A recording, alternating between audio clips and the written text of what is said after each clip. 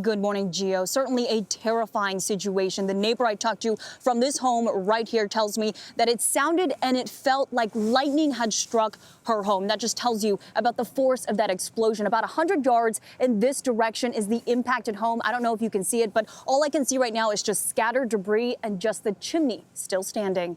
This morning, rubble is all that's left after a massive blast leveled this home, killing a firefighter, injuring at least 12 others in Virginia. Total devastation.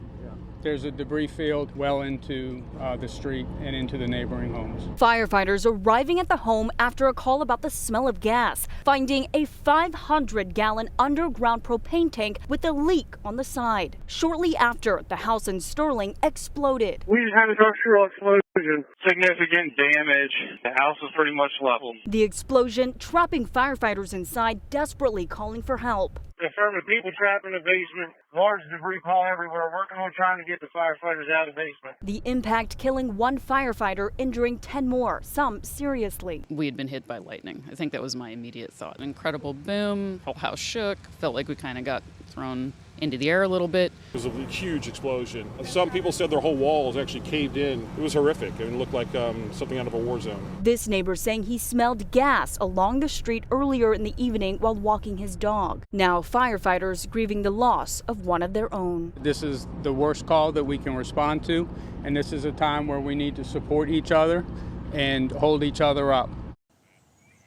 And we're also learning this morning that 2 other people outside of the 10 firefighters were sent to the hospital. They are expected to be okay. The origin of this catastrophic explosion is still under investigation, Janae. And just terrifying thinking about that. Yeah, with 4 of the injured firefighters are still recovering in the hospital. We're told they are expected to survive. The others have been released, and officials say it's a miracle there weren't more fatalities.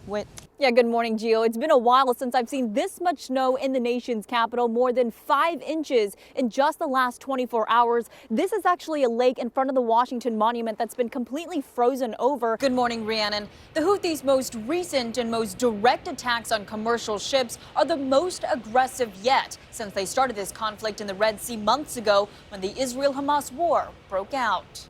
And Lindsay, police say there were a total of 5 carjacking incidents in this crime spree, 3 in the district and 2 in Maryland, all connected to that one suspect. Lindsay? Yeah, really scary there. Em, thank you. Ariel, good morning. Senate negotiators have struck a deal on a massive package for border security, marking a significant breakthrough on this issue. We're expecting to see the text of this proposal. The nation watches how we respond with our caucus votes, and I think it's important for everyone to go out and do their part to support their candidate and whoever that may be. So with the weather outside, do you think it's going to deter you at all from going on Monday?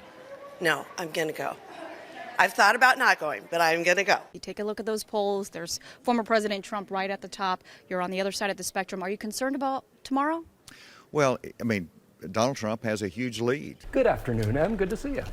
Good afternoon, Gio. Really great to see you here on this Friday. And we begin with some positive economic news. Mortgage rates on average 30-year fixed rate loans dropping 0.25% this past week. New numbers from Freddie Mac show the rate falling from 7.76% to 7.5%. That's the largest single week drop in a year.